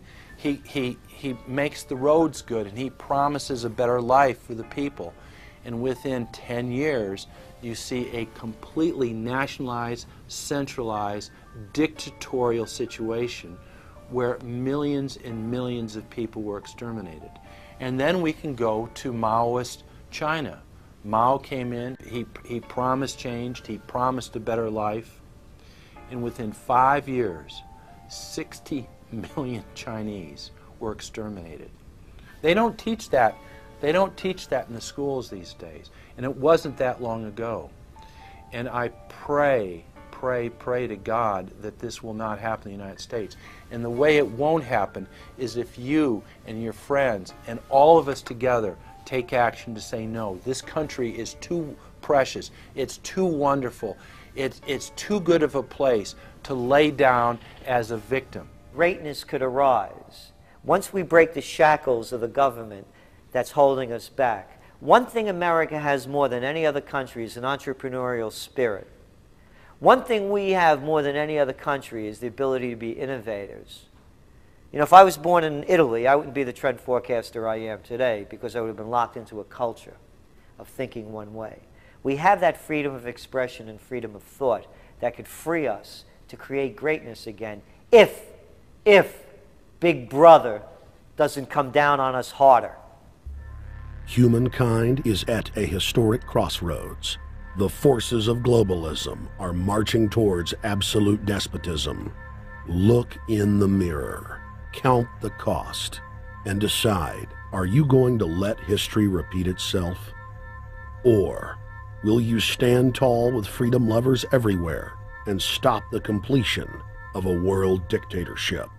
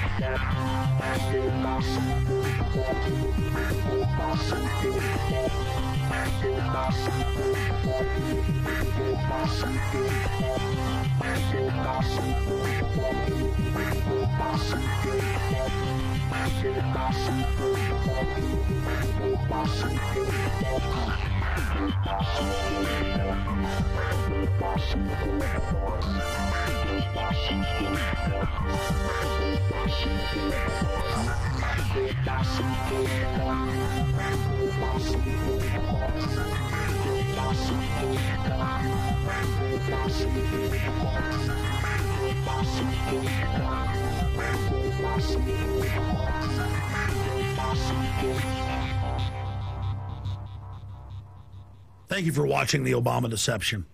I want to challenge all of you out there who are shocked by this film to take time out to research the claims of this documentary so that you will discover that we've told you the truth and that, frankly, it's far worse than we could even present here in the limited time we had. And once you find out the claims in this film are true, I want to ask you to do the only thing you can do. Spread the word. Warn your friends and family, your neighbors, about this deception, about this betrayal. We have to warn the people that Barack Obama, despite his fancy teleprompters and his silver tongue, is nothing more than a New World Order frontman, a pitchman, selling you tyranny. Please get the high-quality DVD at Infowars.com. Make copies of it. Get it out to people. Wake them up. Let them know the threat. Let them know what the New World Order and the global banking system is doing. Download high-quality copies at PrisonPlanet.tv. Whatever you do, get the truth out to the people. Because as Thomas Jefferson said, all that evil men and tyrants need to flourish is that good men and women do nothing. So we cannot stand here idle while this treason is taking place, while this betrayal is unfolding. Thank you so much for watching The Obama Deception.